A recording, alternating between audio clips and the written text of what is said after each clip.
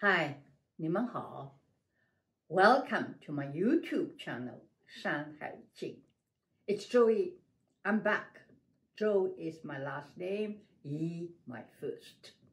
Today's topic is Life Lessons Learned from Childhood, Part 2, my first storybooks.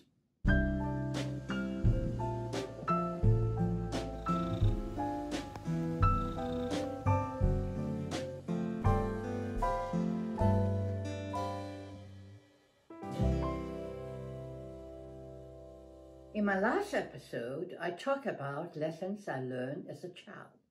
In this episode, I will tell you about what has not only had lifelong impact on my life and molded my character, but has also nourished me and given me much pleasure in life. To best share this tale, I'm again going to pull an excerpt from my memoir. It was a year after I entered grammar school. On an early summer evening, I found myself isolated from the rest of my siblings in a room on the third mezzanine floor. My younger sister, Tai Chin, was outside the door calling to me. I was happy to hear her voice. In fact, anyone's voice was welcomed. "Can you come in?" I asked eagerly through the keyhole. "No," she said, "I can't." "Are you going to die?" she asked. "No, why?" I replied.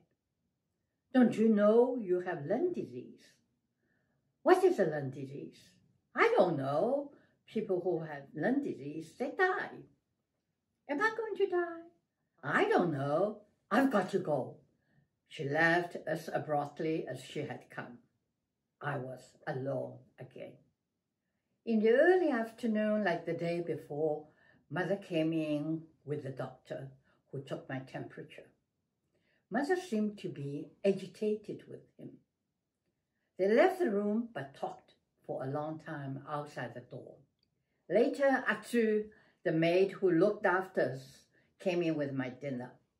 She didn't stay long. She said she had to rush to finish her work. The short while she was there, she taught me how to fold paper into a monkey, a bed, a table, a boat, and even a piano. I enjoyed folding them and spent the whole evening with the papa monkey, mama monkey, and their little ones.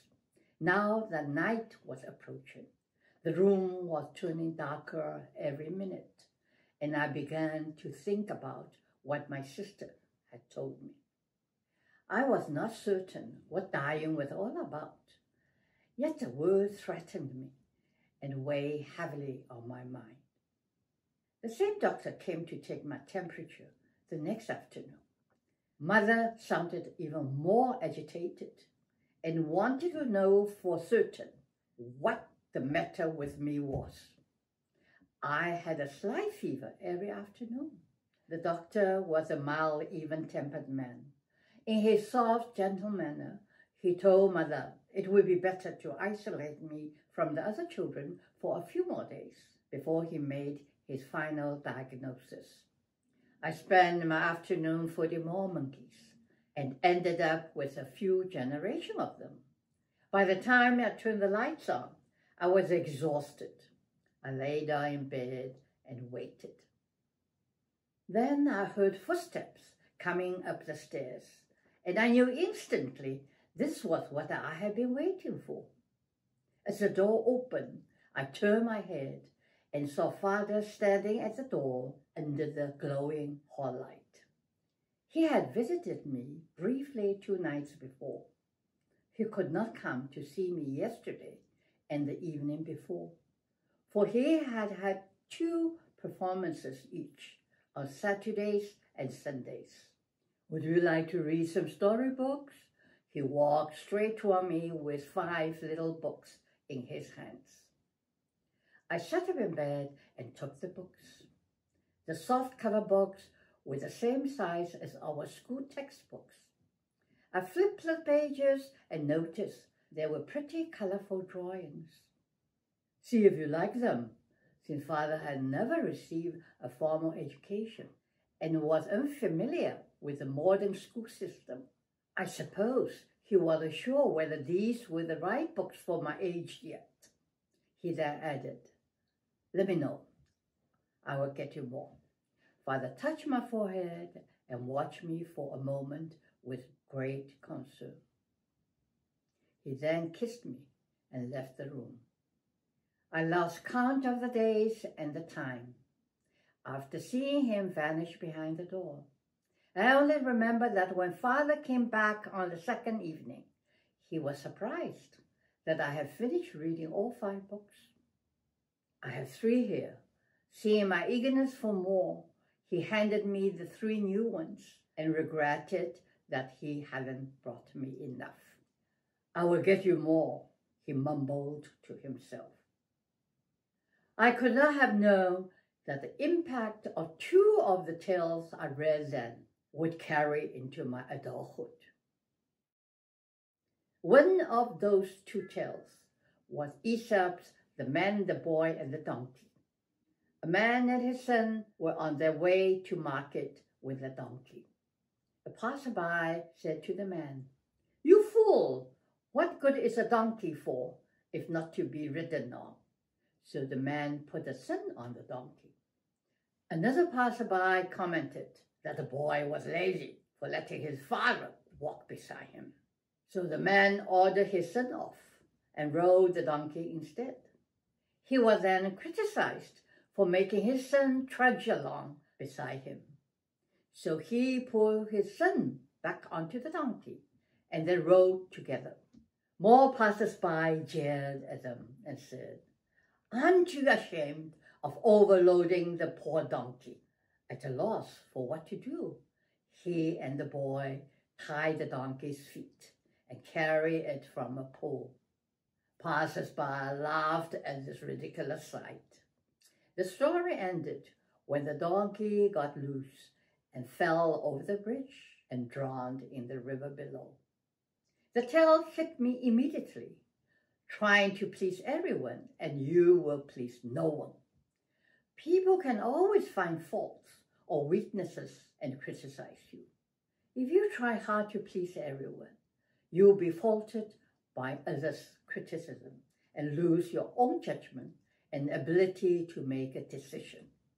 I learned not to let others' opinion or outlook influence and determine my judgment, but over the course of my life, this attitude inadvertently alienated me from others and made me a loner. It had also made me hard to follow trends, join the in-group, or become part of a community. And for that, I'm often seen as a snob in others' eyes. The other unforgettable tale was a Hindi tale, The Prince with the Long Nose. The wicked magician had cast a spell on the prince with a long nose. Only when the prince finally saw his own defect and found his long nose a hindrance would he break the spell. Though I enjoyed reading the story, I didn't get the meaning of the tale at the time. Like the prince, it would take me some time to understand the consequences and the implications of knowing my own flaws. The lessons I learned over time helped me to see things objectively, instead of finding faults with others and blaming them for my own weaknesses or failures, and becoming bitter and angry with others, which would have ended in making my own life miserable.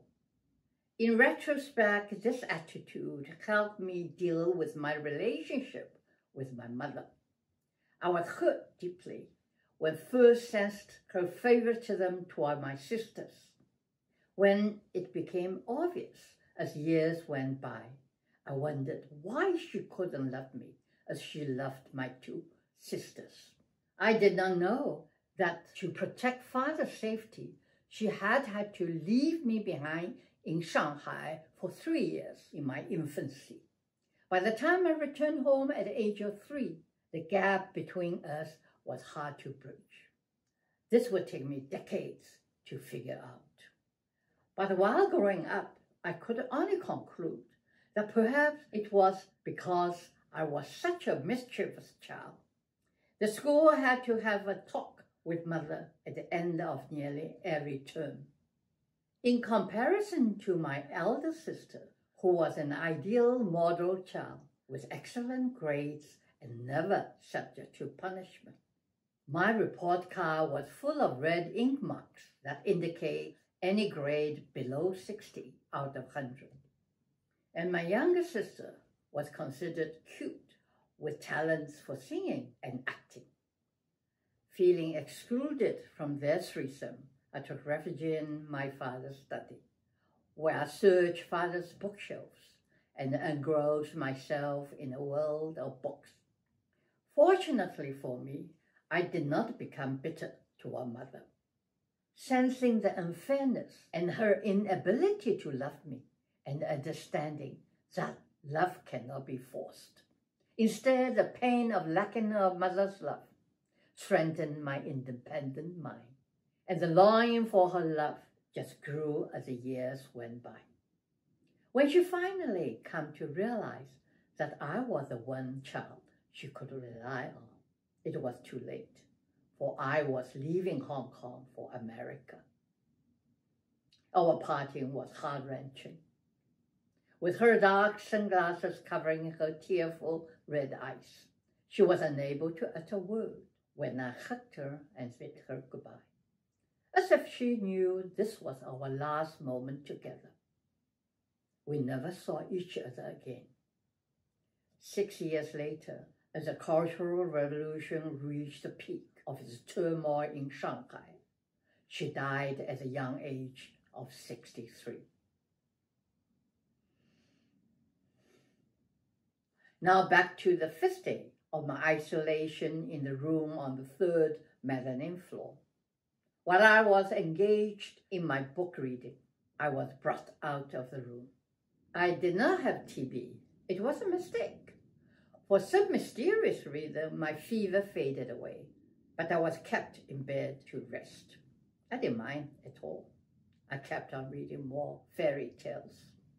From then on, every evening I waited for Father's footsteps, and every evening he brought me more books. I devoured them as fast as he could bring them. I didn't know at the time that I was giving him as much pleasure as he gave me. Though I was not aware then, those 4 days of isolation broadened my horizon through my interest in and passion for book reading. It opened countless new worlds to me, which not only nourished me, but also have given me much pleasure in life. The mistaken diagnosis had disturbed Mother a great deal. In the years that followed, we children would all have x-rays taken at regular intervals, and later even painful liver shots, followed by plenty of supplemental calcium tablets. But the trying experience had established a new bond between my father and me. He loved to buy books, and now he had me to buy books for. Without speaking a word, a new game began between us. The bookshelves were our playground. Father would continue to buy books for me and leave them on his bookshelves in his study. I would search his bookshelves for books. Some I read and returned to the shelves. Many I kept as part of my own collection. Whenever he saw a blank spot on the bookshelves, he would buy more to fill it up. He watched and observed the progress of my interest in reading, by which books disappeared from the shelves. Year after year, without my being aware of it, he led me from one form of literature to another. The game lasted for a long, long time, even after I was married. As a matter of fact, it lasted until the day I left home, when I could no longer reach his bookshelves. I hope you like my childhood tales. In the next episode of 山海经, I will tell you 中国四大美人, Zhongguo's 4 great beauties in history. Not only were they great beauties, but served pivotal roles in regime changes. If that sounds intriguing, just remember to tune in 2 weeks. Thank you for listening. Take care. 保重.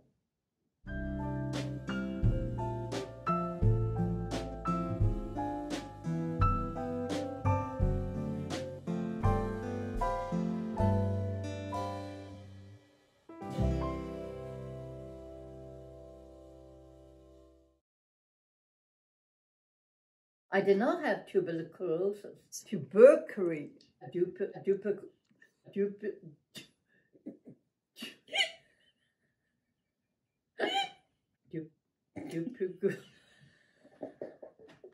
I did not have TB. Yeah, that's better.